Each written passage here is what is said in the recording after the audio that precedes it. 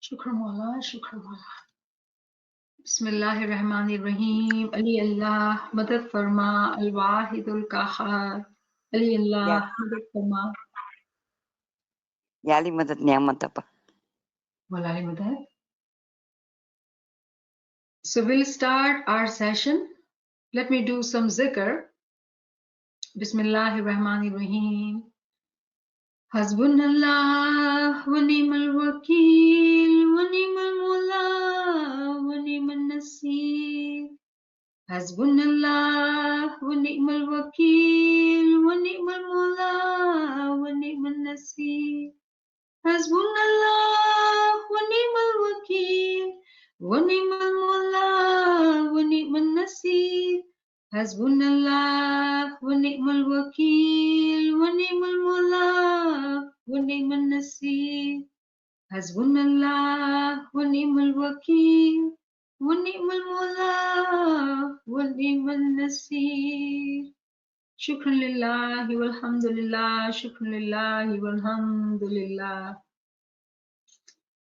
So we are back to our study of this beautiful book written by ALWAEZA Rashida Sahiba on Hazrat Ali. And today we are going to review part 6. I hope all of you have printed this booklet. It's not a very big book, and we've been studying it together. So today we will talk about Hazrat Ali, now who has become Khalifa, and he restores a just society for Islamic vision.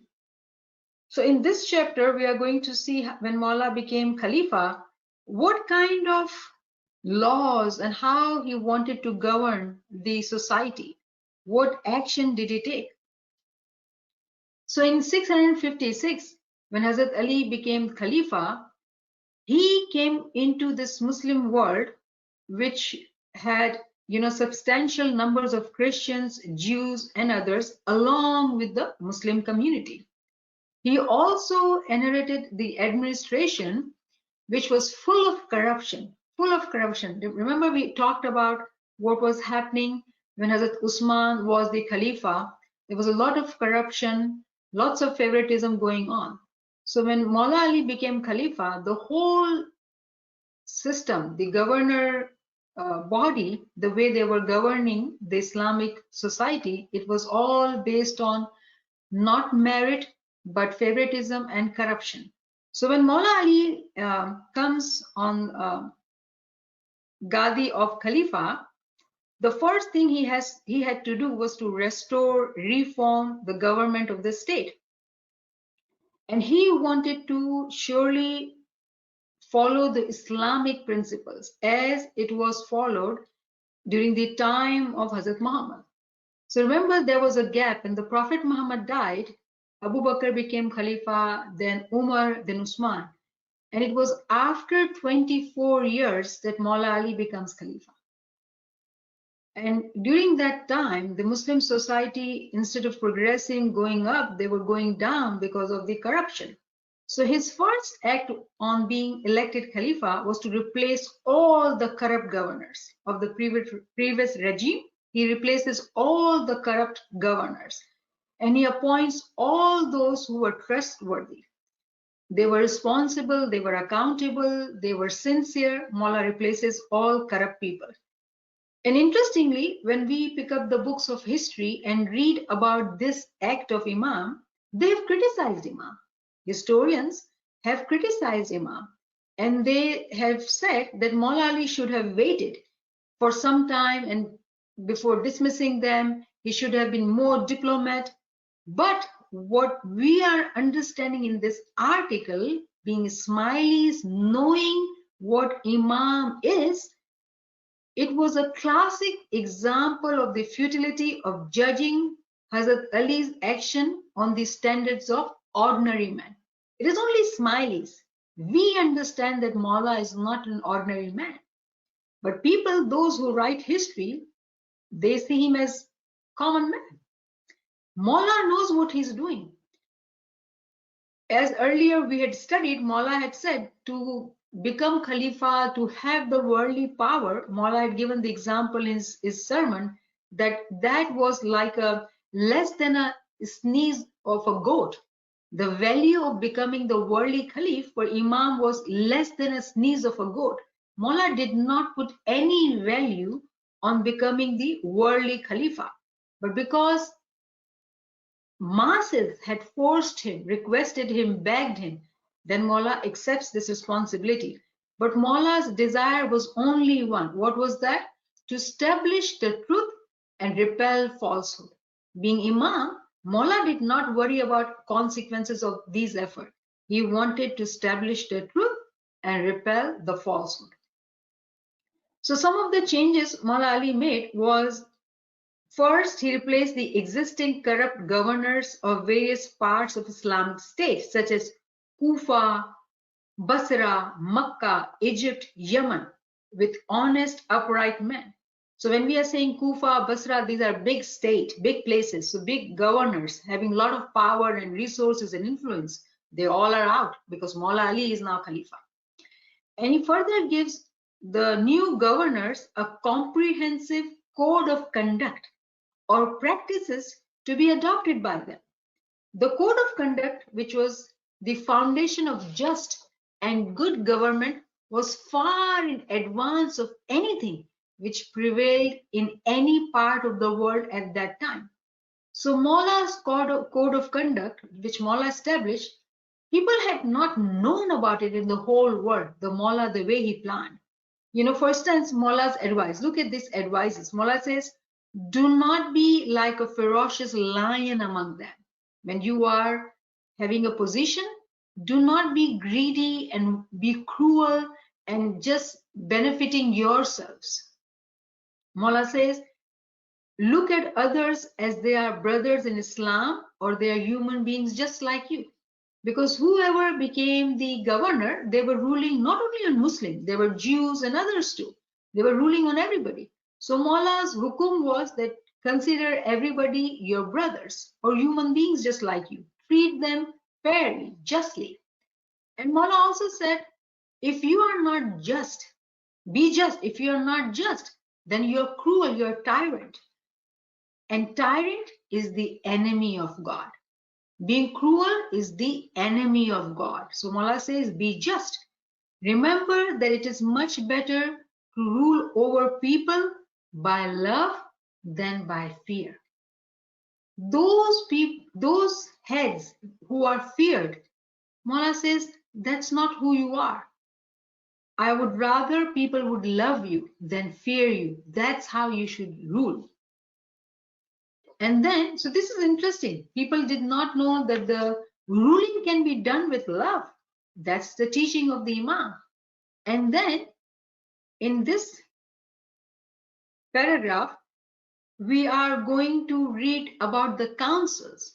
Maula gives counsels for their own behavior, how the governor should behave. And Maula gives them set of rules.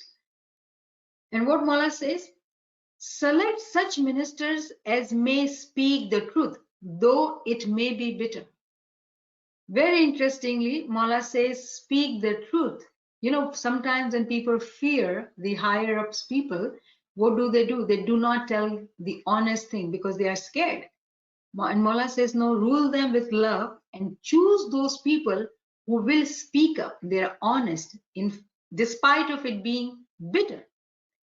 Select pious and holy persons for the post of qazis. Qazi meaning the judges, right? Maula says, select fair people, pious people. They should not make frequent errors in their judgment. So Maula is able to see that they might make, errors, but it should not be frequent. They should learn from their mistakes and they improve. They must not go against truth deliberately. So their intentions, their actions should be really based on honesty. They must not be greedy. They must not become proud if they are praised. Humility. So Imam is teaching them they have to be honest, they have to be fair, they have to be really performing at their best. And when they do their best and they are praised, do not get happy. Because what will happen? vanity will come, shaitan will come inside you. So Mola says they should not become proud if they are praised. Stay humble. And then Mola says that when you're choosing who to hire, always choose people based on merits, not because they are relatives, because you like them. No, they should be selected based on their merits. And Mullah says, do select first those who have accepted Islam earliest. Very interesting rule. So, sometimes we hear that let's go give business to that smiley because he's smiley. This is something we need to understand here, that Mullah says, select those who have embraced Islam earliest. And the Mullah gives the reason. Why? Because they attach more importance to the next world than this world. So if someone asks, why should we give priority to our own brothers and sisters, our own Jamaat? The reason is that being the smileys, they have done the bayya of Imam. They are recognizing the light in today's time. Being smiley, they are giving more importance to the next world than this Pani world, this mortal world.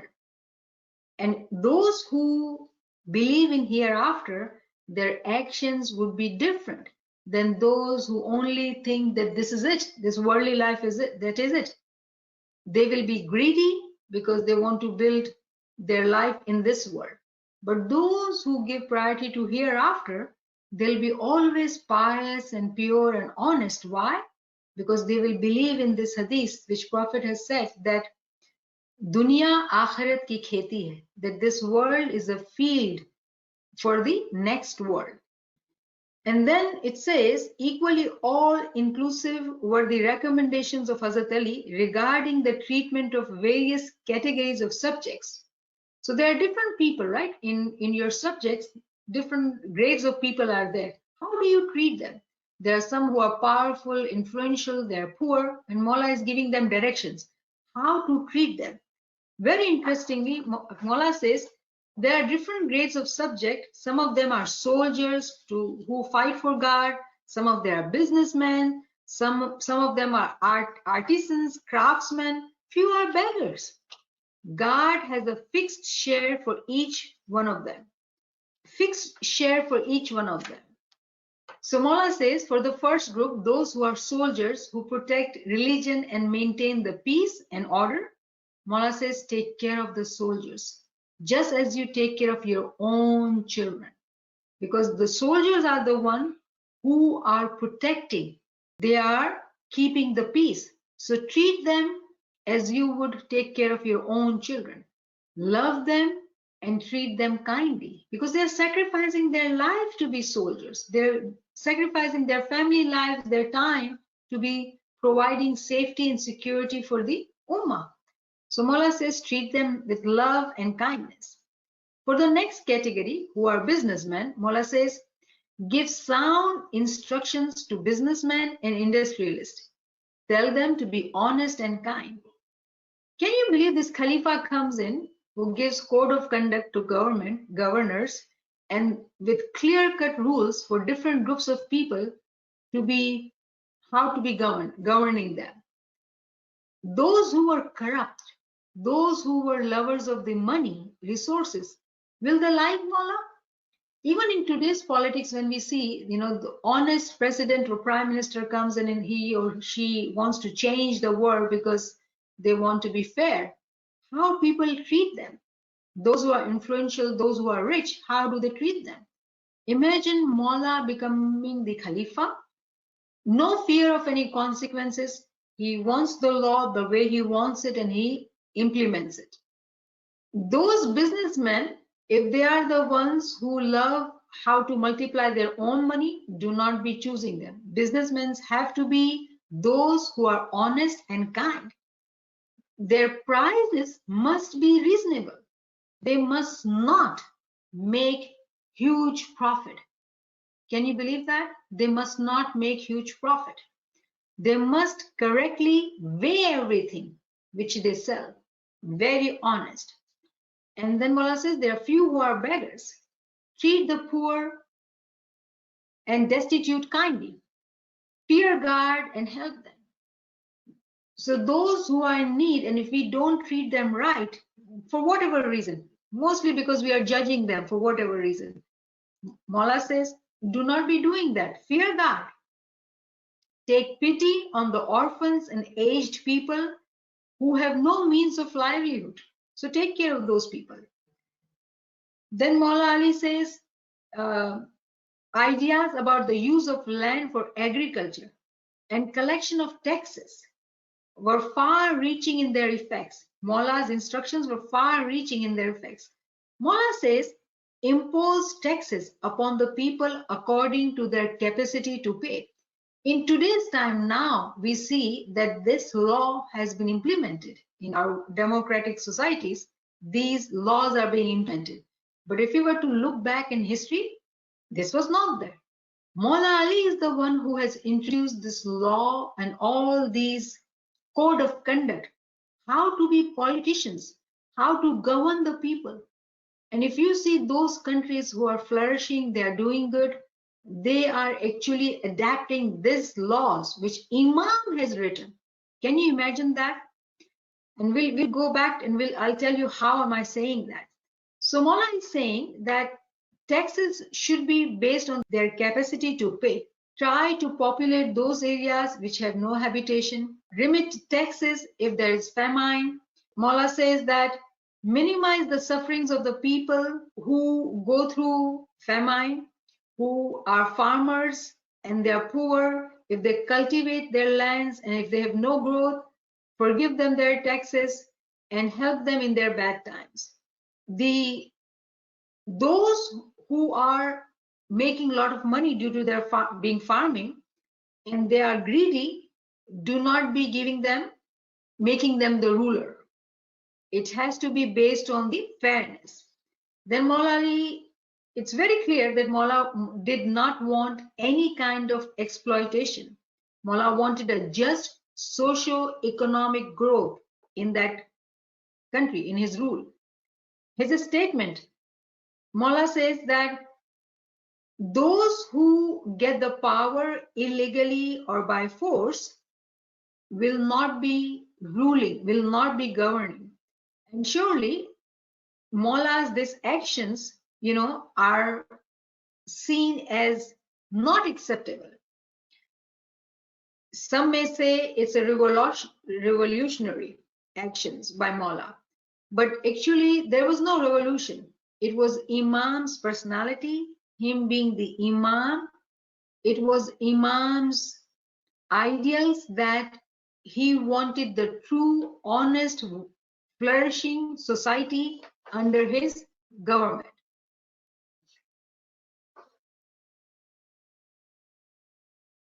And Mawla says, if you find extreme opposition,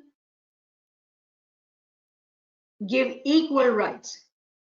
Mawla had given equal rights to Maulvis or non-Muslim Arabs. And this was not seen as right. Mawla's actions were really criticized and people did not like it. But Mawla said no. And you know what he says?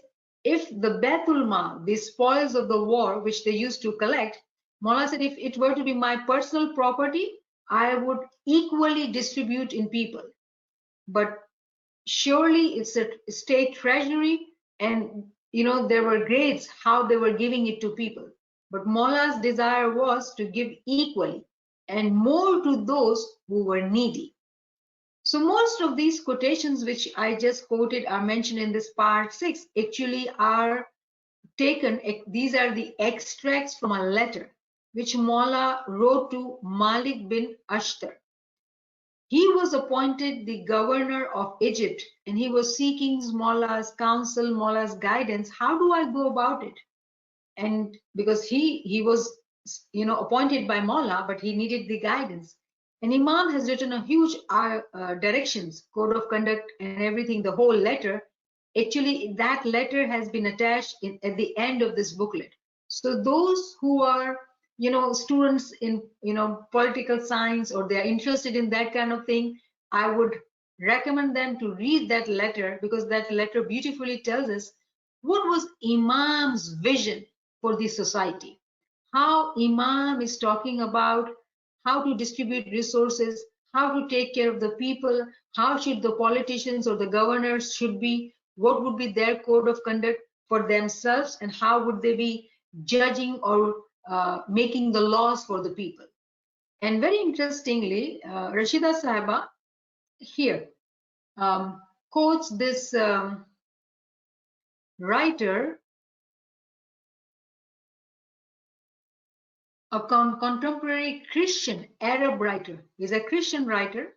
His name is J. Jurdak, writing about Hazrat Ali, compares the contents of this letter with the United Nations Charter and says, this is what he says, I think the reader may realize that between this charter and the one laid down by Imam Ali, there is great relationship, except in the case of these points which are connected with the passage of time and developments therein. Surely the time has changed, so development has to be taken into account. Furthermore, in the charter of Imam Ali, we find a deep and profound human compassion, which is altogether lacking in United Nations Charter. So number one, there is the relationship of the United Nations Charter with Charter of Imam Ali. But Imam Ali's charter has more compassion for people than the United Nations Charter. Can you imagine that? People are able to relate that and see that and talk about it, that the Imam in what year is it? 656 CE. 656 CE. Imam is actually giving the charter for the whole humanity.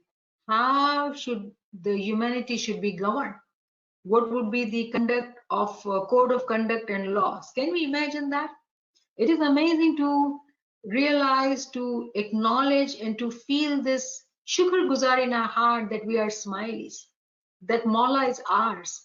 We are his Ruhani children. It is amazing shukrana feeling we can feel in our heart when we review history. The impersonality of Mawla Ali was amazing. Now, this is part 7. Now, this is very interesting. I found it really interesting. It is actually about Sufism. So, Hazrat Ali's lasting impact on faith and culture of Islam. Tasawwuf, the other name for Sufism is Tasawwuf. Nowadays, we hear about Sufism a lot. In fact, people have, there are books people are reading about, and there are stages and descriptions of how one can become Sufi. So much details of it are now being written up. That actually started with Mawla Ali. Sufism, Mawla Ali was the first Sufi. Did we know that? Mawla Ali was the first Sufi. It started initially within Sunni Islam, which did not accept the need for spiritual guidance through a living Imam after the Prophet. We do know after Prophet, there were two groups, Shi'ane Ali, meaning the friends of Ali. The word Shia means friends. And at that time, the full term was Shi'ane Ali, meaning the friends of Ali. And then those became Sunni, meaning those who followed the Quran only and the Sunnah, sayings of the Prophet. Whereas Shia were the ones who believed in Quran, who believed in Prophet, and believed in Imam being the Janashin of the Prophet Muhammad. Based on what? Based on the Hadith-e Saklan at Gadir Khum, where Prophet had said, Man kuntu Mawla fahaza Ali Mawla. For those who I am the master, Mawla Ali is the master. Those who accepted that farman of Prophet Muhammad, they believed the Quran as well as Mawla Ali, because in Hadith-e Saklan he said that I am leaving two weighty things for you. My book, which is Quran, and my progeny. It is only Ismailis in today's time. They are the ones who are following the Quran as well as Imam. Ismailis are those blessed ones. They have not left the Quran. They have not left the Imam.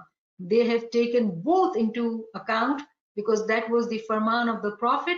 And it says in his hadith, Prophet says that on the day of judgment, the book, Quran, and Imam will be together at Hazr. And we being Ismailis Following this farman of the Prophet, we are the followers of Imam as well as Quran. We are the only community in the whole world who is on the true and the right path by believing on both the things. So what had happened after Prophet Muhammad, Sunnis had no spiritual guidance.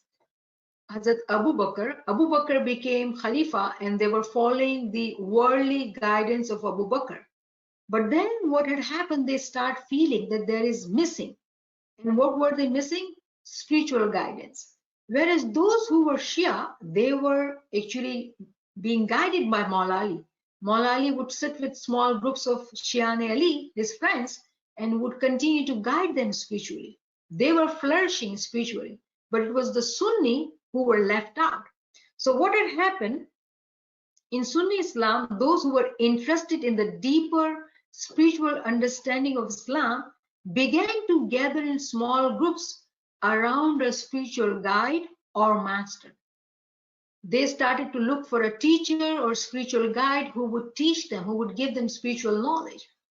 These groups of Sufi, as they came to be known, were based on the belief that the Holy Prophet had two types of knowledge. One was Zahiri and the other was Batini, exoteric and esoteric. The Batini knowledge was given to Maula Ali, we do know that, and Anne-Marie Shamil, she says, according to the tradition, esoteric wisdom was transmitted from Muhammad to his cousin and son-in-law, Ali bin Abi Talib. So it was known fact that the spiritual leadership had gone to Maula Ali. So Maula Ali, during his lifetime, he would have this close group of people, close group of disciples, and Maula will give them teaching. But those who were the foremost with Maula Ali were few, and they are Salman Farsi, Abu Zar Ghaffari, Ammar bin Yasir, Huzaifa bin al-Yaman, and al-Miqdad bin Aswad. These are the 5 names which are given as the close companion of Maula Ali. And interestingly, Martin Links says in his book that there can be little doubt that already before he became Khalif, Ali was the most remarkable of these spiritual centers. So these people, Salman Farsi, Abu Zar Ghaffari, they were spiritual centers. How? Because they had gotten knowledge directly from Maula Ali. So they themselves became spiritual centers. But Ali was the most remarkable of these spiritual centers. Surely it was Imam Ali, Maula Ali, who was guiding them, teaching them. So the Sufi masters, in order to validate their own teaching. Now, who was Sufi masters? Those who were Sunnis. And they were trying to validate themselves. As today's time, we hear this Sufi group, that Sufi group, this book and that book. All of them are trying to validate their own teachings. Directly or indirectly, they relate their teachings to Maula Ali. How do we know that? Because we can relate it very clearly. For example, there is an example being given that there were people who were saying that Sufi silsilas traced their spiritual pedigree back to Hazrat Abu Bakr, who was the first Khalifa. So because they were Sunni, right? They were not willing to accept the Imam. So they were saying that, oh, from Hazrat Abu Bakr, they have gotten the teaching. But how did Abu Bakr got those teaching? From Salman Farsi. How did Salman Farsi learn about all this spirituality? From Maula Ali. Salman Farsi was very staunch Mu'min and the follower, disciple of Maula Ali. So directly or indirectly, if we were to critically look at the history, we would know that the Sufism would link to Maula Ali. And the article also mentions the son of Abu Bakr, whose name is Muhammad bin Abu Bakr, who was involved in the murder case of Usman, who was Khalifa, who was assassinated. He was involved in that. So what people do, the Sunni people, they bypassed Muhammad bin Abu Bakr and they go to Abu Bakr and then say, oh, Abu Bakr was with Salman Farsi, meaning Abu Bakr was learning from Salman Farsi, and Salman Farsi is the student or disciple of Maula Ali. So can you imagine, directly or indirectly, whatever they say, if one looks at critically, history will show us that it links to Maula Ali. So the vast majority of Sufi silsilas, however you look at, will connect to Maula Ali. And Maula Ali's example, austerity, sacrifice, love, bravery, and all his virtues are actually in today's time are the principle of the Sufism.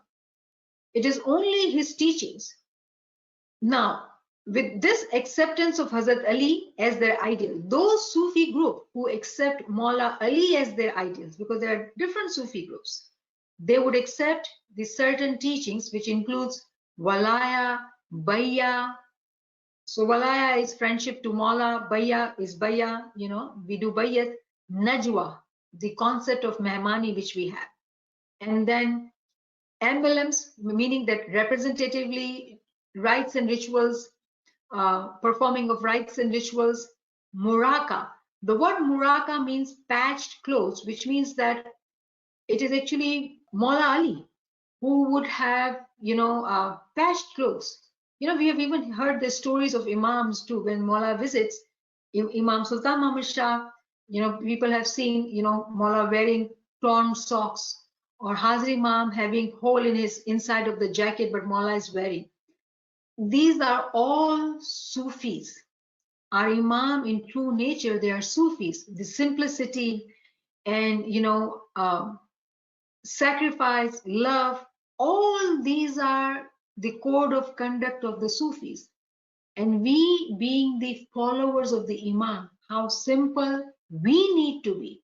If Imam being the Imam, in today's time, Hazr Imam, there are people who will tell you the story that when they were keeping clothes of Imam, ironing Imam's jacket, and they're able to see a hole in Imam's jacket from inside.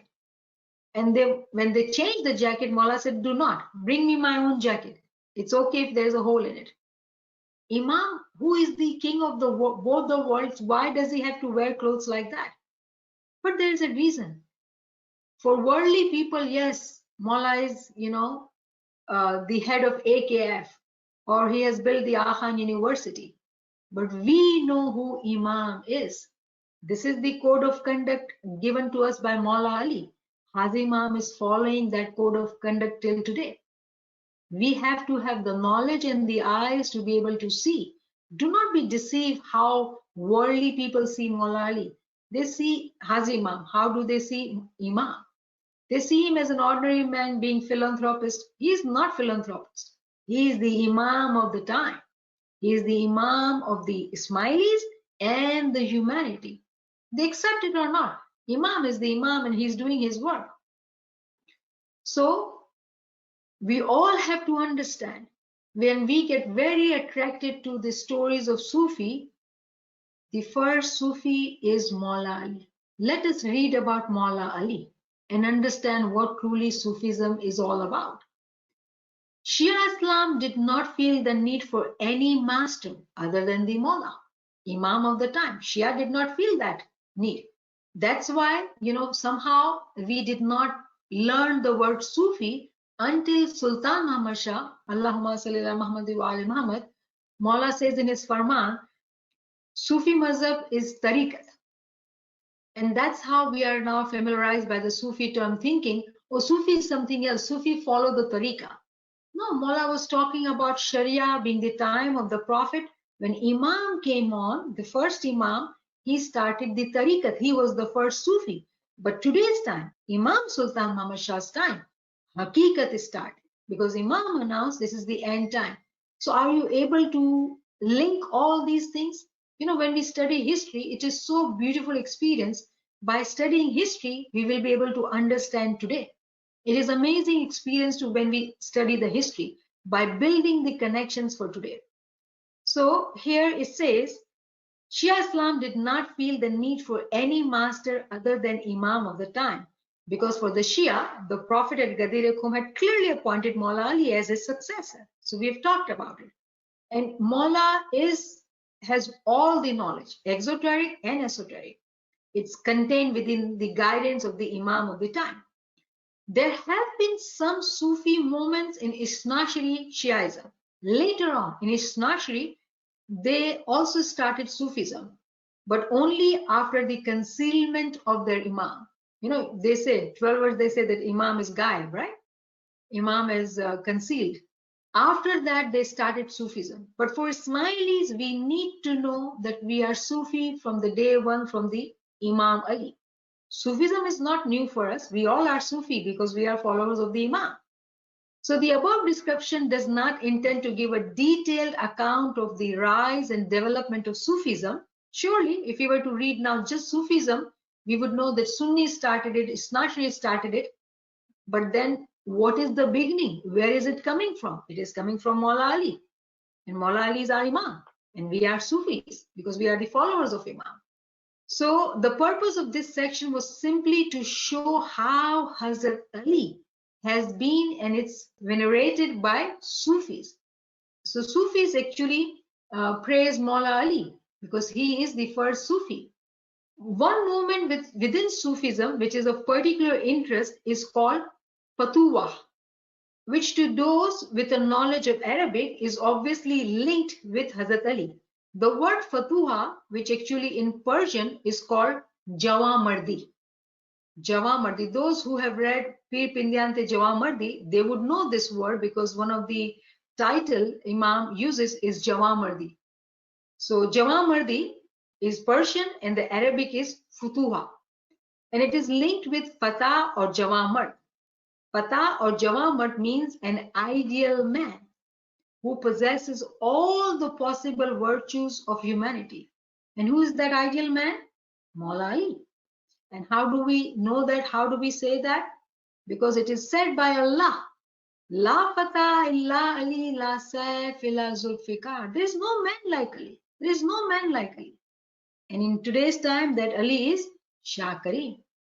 So that's how we do know that Fatuha, in the new edition of the Encyclopedia of Islam, it is said, the gradual growth of the figure of Ali has resulted in his being regarded as the Fatah, for excellence as is expressed in the old saying, La Fatah illa Ali.